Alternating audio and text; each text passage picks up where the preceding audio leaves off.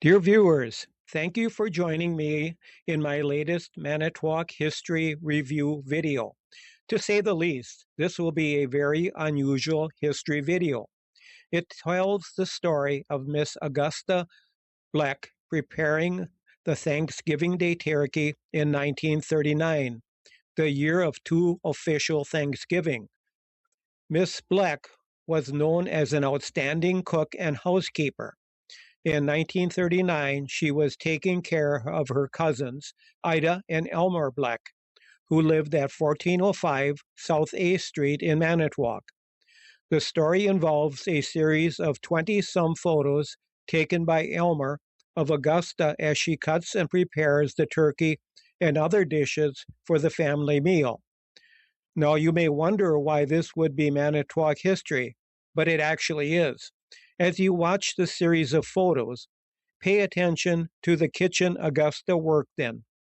Look carefully at the utensils and cooking stove she uses, the different foods she prepares, and look carefully at the two calendars on the wall behind Augusta, both from 1939, with the larger calendar being from the Association for Lutheran.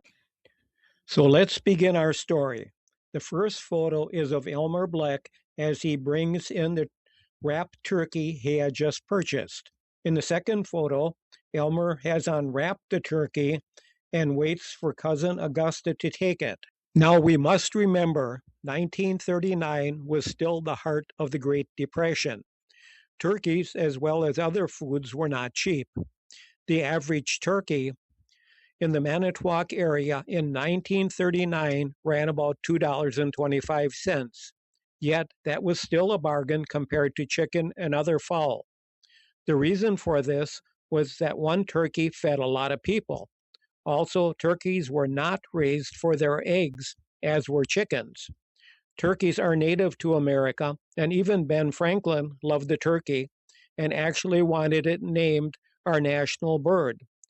Yet it was not until Charles Dickens wrote the famous story, A Christmas Carol, that bolstered the idea of turkey as a holiday meal. Other Thanksgiving Day foods were also pricey.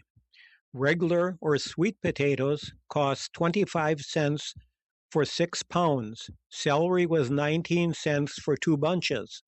Pumpkin, 23 cents for 2 large cans, and coffee was 29 cents a pound.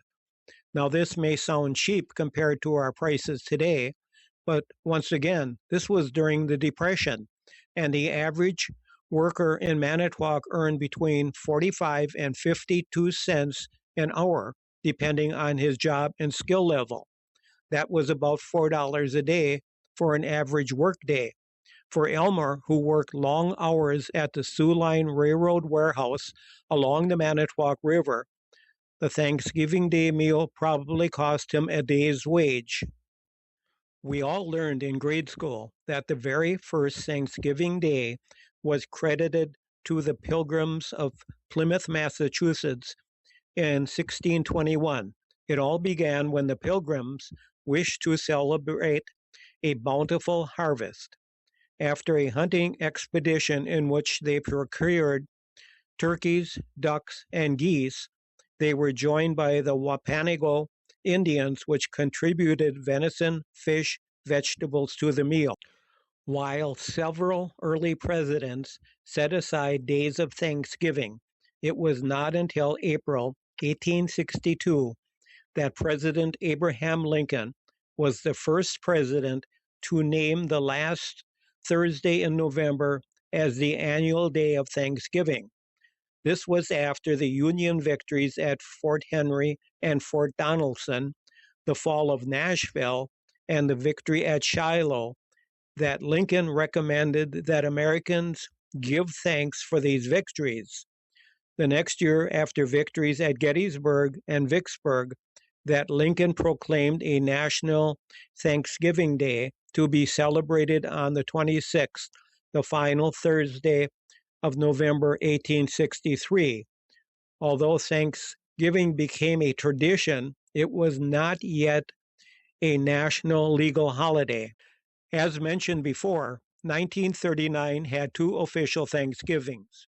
That happened because the 1939 Thanksgiving would have fallen on Thursday, November 30th, the fifth Thursday of the month.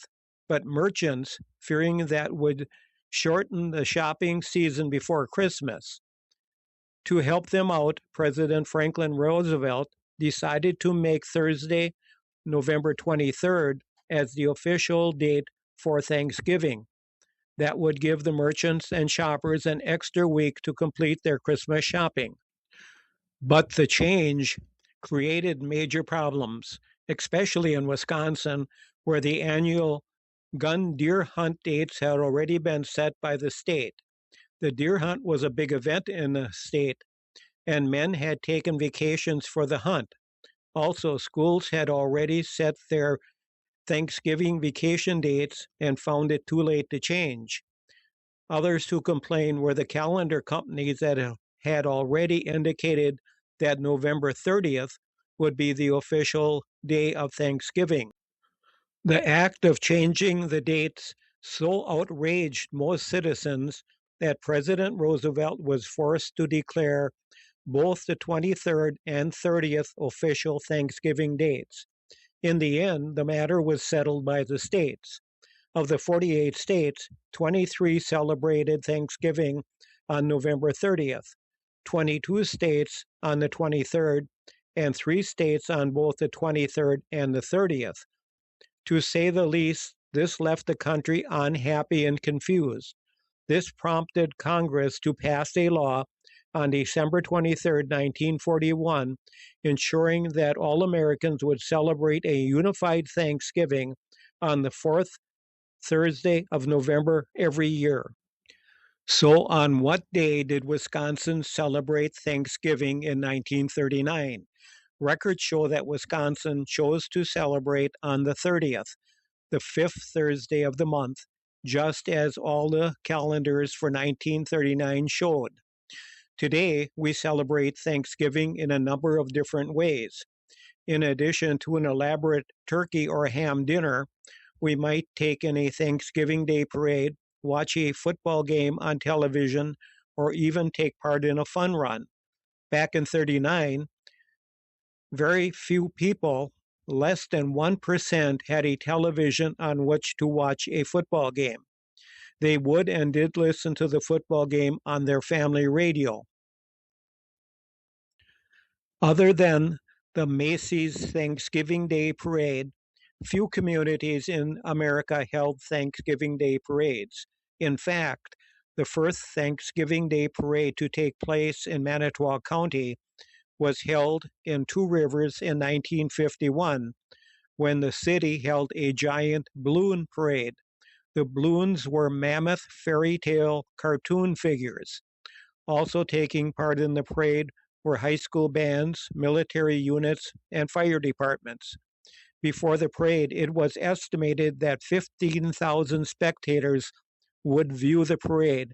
On the day of the parade, between 25,000 and 30,000 people attended the event. At the time, it was the biggest event staged in the community. It is unknown what the Bleck family did on November 30th, 1939 to celebrate the holiday, but my guess is they did the same thing my family used to do after a very hearty Thanksgiving dinner. That was the tradition of breaking the turkey wishbone. Unfortunately, only the winner got his wish to come true. At this time, I would like to add a postscript to the video. That is to tell you about the subjects highlighted in the video. Augusta Bleck was born in 1898 in Rockland Township, Manitowoc County, daughter of Edward and Augusta Bleck.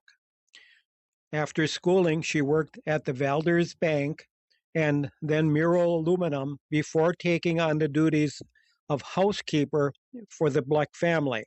She would pass away on May 23, 1977, and is buried at Evergreen Cemetery. The other lady seen in the pictures is Ida Bleck. Ida was born in 1876 at Maple Grove, daughter of August and Augustina Zimmerman. She was married in 1899 to August Bleck. She would pass away in November 1940, just 1 year after these family photos were taken. And of course, the last subject is Elmer Bleck. He was born in 1909, son of August and Ida Bleck. He attended Manitowoc schools and for many years worked at the Sioux Line Railroad warehouse. After the warehouse burned down in October 1952, Elmer took a job as night custodian at Lincoln High School, a job he maintained until his retirement. Elmer was an amateur photographer and took thousands of photos, many of Lincoln High School. It was from one of his photo albums that I obtained from a rummage sale that I found the Thanksgiving Day photos. Elmer would pass away on August 9th, 1996, and is buried next to his parents in Evergreen Cemetery. I would like to take this opportunity to thank you for watching this, the latest episode in Manitowoc History Review. I hope you enjoyed it. Once again, thank you.